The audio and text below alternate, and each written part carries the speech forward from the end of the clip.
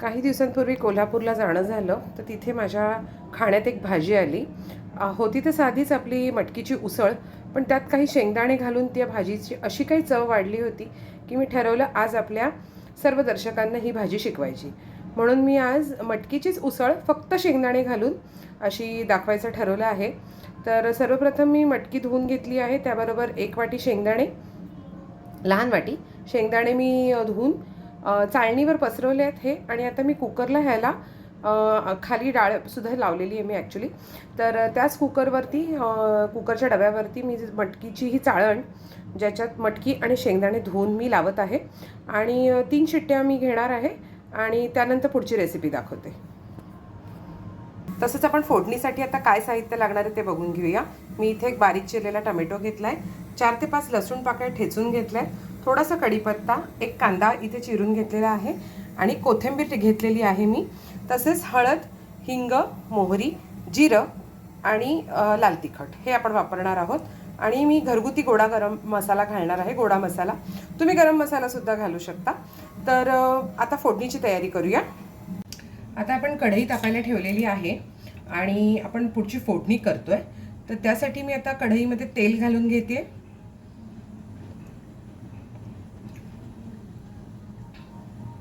भाजीला जितकं पुरेल तितकंच तेल घ्या, साधारण 2 चमचे. फार जास्त तेलाच्या भाज्या करू नका, हेल्थसाठी चांगल्या नसतात. आणि आपण आता जसं तेल गरम होईल तसं आपण एक एक फोडणीचं साहित्य त्यात घालूया. सगळ्यात आधी मी ठेचलेला जो लसूण आहे तो घालणार आहे, कारण लसूण जरा गुलाबी व्हायला थोडा वेळ लागतो. सो मी इथे लसूण घालते आहे. बरं, ज्यांना लसूण नको आहे ते लसूण स्किप करू शकता, काही इश्यू नाही आहे. ज्यांना लसणाचा फ्लेवर नाही आवडत ते लोक लसूण स्किप करू शकतात. लसूण आपला छान आता परततोय इथे मस्तपैकी.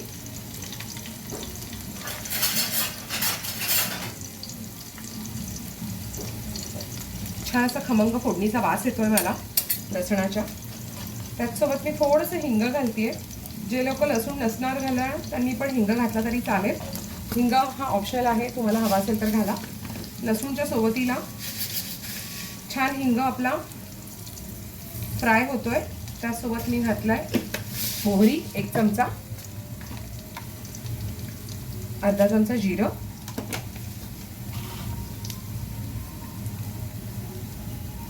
छान आपण अशी कढीपत्ता घातलाय मी 4-5 पानं.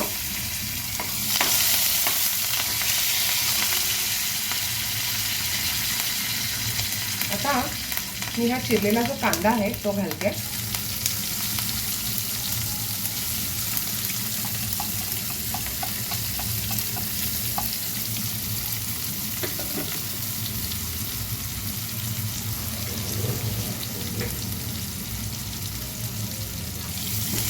कांदा आता आपण छान परतून घेऊया व्यवस्थित.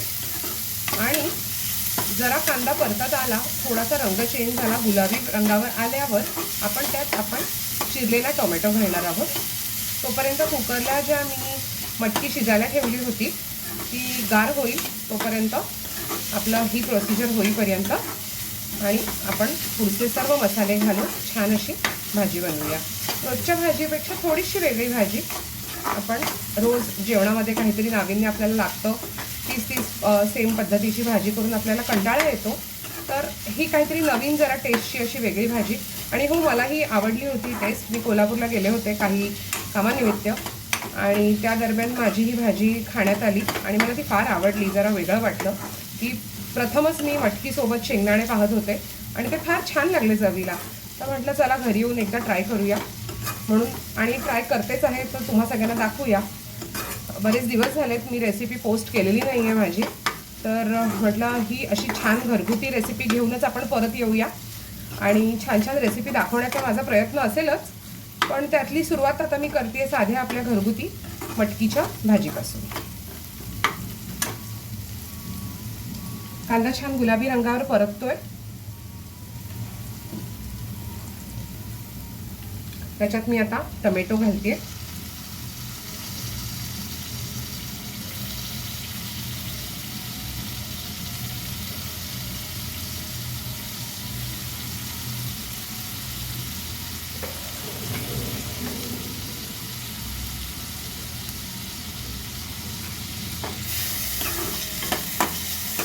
टोमॅटोसुद्धा परतते छानपैकी.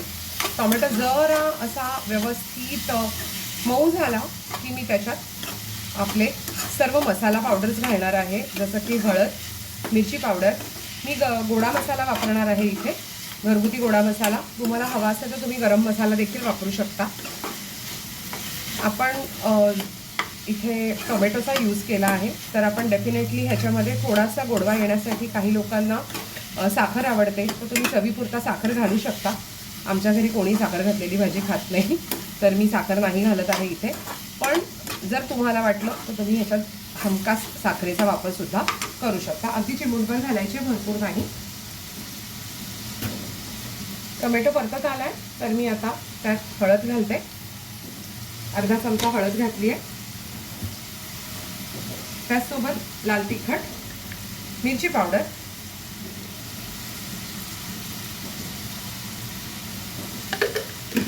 ही माझी घरगुती मिरची पावडर आहे. त्यासोबत गोडा मसाला,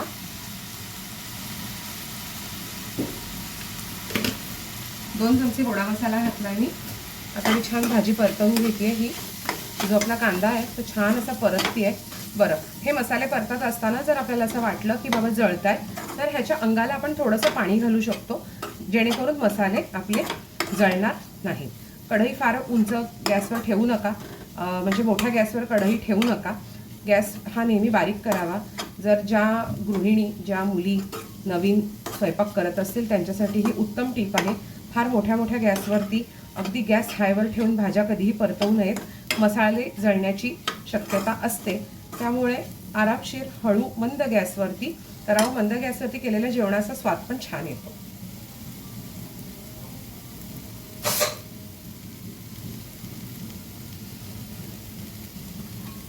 छान मसाला परततो इथे आपला.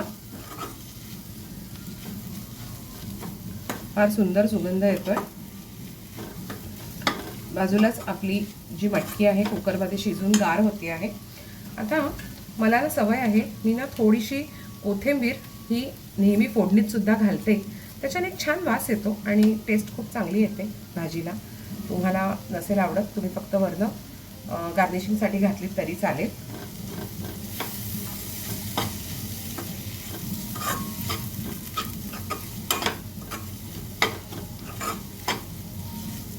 तर आता आपले मसाले छान असे परतून झालेले आहेत. अतिशय खमंग वास येतो आहे.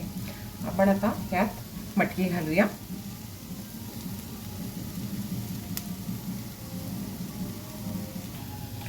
तर आपला मसाला इथे आता छानपैकी परतून झालेला आहे. मटकी पण आपली छानपैकी शिजलेली आहे. आणि ह्या ज्या इथे तुम्ही बघताय, हा जो मसाला आहे एकदम व्यवस्थित शिजलेला आहे आपला. मटकी पण छान आपली कुकरमध्ये शिजून निघालेली आहे. त्यासोबत मी शेंगदाणे घातले होते, तर ते आता मिश्रण मी शिजलेली मटकी संपूर्ण या मसाल्यात घालतेय.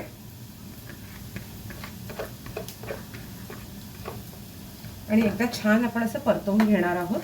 व्यवस्थित मिक्स करून घ्यायचं आहे, जेणेकरून आपण जो घातलेला मसाला आहे आणि कांदा वगैरे जे आपण शिजवून घेतलेला आहे, छानपैकी परतवून घेतलेला आहे, ते संपूर्ण एकजीव व्हायला हवं. आणि लक्षात ठेवा, मटकीमध्ये कधीही पाणी घालून शिजवू नका. कुकरला जर तुम्ही मटकी शिजवून घेत असाल तर अजिबात मटकीमध्ये पाणी घालायचं नाही आहे. आपण वरण भातासाठी जेव्हा कुकर लावतो तेव्हा चाळणीमध्ये स्वच्छ धुतलेली मटकी, भिजवून घेतलेली मोड आलेली मटकी ही चाळणीमध्ये पसरवायची आहे. आणि बस ती कुकरच्या जिथे आपण वरण भाताचे कुकरचे डबे ठेवलेले आहेत त्याच्यावर झाकण ठेवून छानपैकी आपण ही भाजी त्याच्यावरती शिजायला ठेवून द्यायची आहे. 3 शिट्ट्यांमध्ये छान आपली मटकी शिजून तयार होते आणि मग फोडणी देण्यासाठी अतिशय म्हणजे रेडी होऊन जाते. तुम्हाला सकाळच्या वेळेस घाई असेल, डबा बनवायचा असेल, ही टिप अतिशय उत्तम आहे. अजिबात मटकी शिजवत बसायची गरज नाही. तुम्ही जर कुकरमध्ये शिजवली तर तुमचा वेळ आणि गॅस दोन्ही वाचेल. तर आता बघा, छान असं मिक्स करून झालंय. मी थोडंसं अंगाला पाणी ठेवते, म्हणजे आपल्याला ह्याच्यामध्ये बाकीच्या सगळ्या गोष्टी घालता येतील. एकदम ज्यांना अगदीच कोरडी उसळ हवी असेल त्यांनी पाणी नाही ठेवलं तरी चालेल. छानपैकी भाजीला उकळी येऊ दे, मग मी त्यात मीठ घालणार आहे.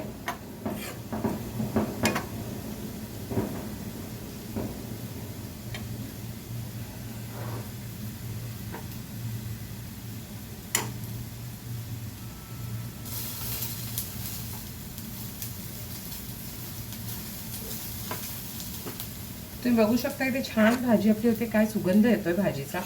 जो सर्व काही मसाल्यांचा स्मेल येतोय तो फक्त आणि फक्त आपण जे मसाले ह्याच्यात वापरतो त्याच्यावरती डिपेंड असतं. आता मी घरगुती गोडा मसाला घातलेला आहे, पण तुम्हाला हवा असेल तर तुम्ही ह्यामध्ये गरम मसालाही घालू शकता. काही लोक संडे स्पेशल मसाला घालतात, तर तोही घातला तरी चालेल. काही लोक मालवणी मसाला वापरतात घरगुती मसाल्यांच्या भाज्यांमध्ये, तर तुम्ही तोही घातला तरी चालेल. तुमच्या घरी जो मसाला अवेलेबल आहे तो तुम्ही घाला आणि ही भाजी बनवा. तर आता भाजीला छानपैकी उकळी आलेली आहे. मस्तपैकी आपण त्यात मीठ घालूया. लक्षात घ्या, आपण काही वेळेस प्रसादासाठी वगैरे जेवण बनवत असतो नैवेद्यासाठी, तर आपल्याला त्या गोष्टीची चव घेता येत नाही. तर आपण ह्या भाजीमध्ये मीठ घातलं आहे का नाही हे कसं ओळखावं? जर भाजीची छान स्मेल येत नसेल शिजवलेल्या भाजीचा, तर समजायचं आपण त्याच्यात मीठ घातलेलं नाही आहे. तर न चाकता सुद्धा आपण उत्तम प्रकारे ही भाजी ओळखू शकतो की ह्यात मीठ घातलंय की नाही. तर आता मी मीठ घातलंय आणि आपण एक छान उकळी येऊ देणार आहोत. आता मी गॅस थोडासा बारीक करते, त्यावर झाकण ठेवू आपण छानपैकी आणि मग एक 5 मिनिटांनी आपण बघूया आपली भाजी तयार आहे की नाही. ओके. आणि आता हे बघा छानपैकी उकळी येते. गॅस बारीक करते मी. मगाशी म्हटल्याप्रमाणे मंद गॅसवरती एक 5 मिनिटं आपण झाकण ठेवून ह्या भाजीला उकळी येऊ देऊया, शिजू देऊया. आपली मटकी ऑलरेडी शिजलेली आहेच, आपल्याला वेगळं काही करायची गरज नाही आहे. फक्त आपल्याला भाजी नीट मिक्स होण्यासाठी आपण त्याला एक वाफ देतोय, म्हणून झाकण ठेवलेलं आहे. तुम्हाला खाण्यासाठी ही भाजी लगेच तयार होईल. आपण छानपैकी भाजी रेडी झाली की आपण गॅस बंद करू, त्याच्यावरती कोथिंबीर भुरभुरवूया आणि गॅस बंद करून छानपैकी जेवायला घेऊया. तर आपण बघूयात आपली भाजी छानपैकी झाली आहे की नाही. वाव, एकदम मस्त छान असा तेलाचा तवंग पण वर आलेला आहे. आता मी ह्याच्यावर बारीक चिरलेली कोथिंबीर घालते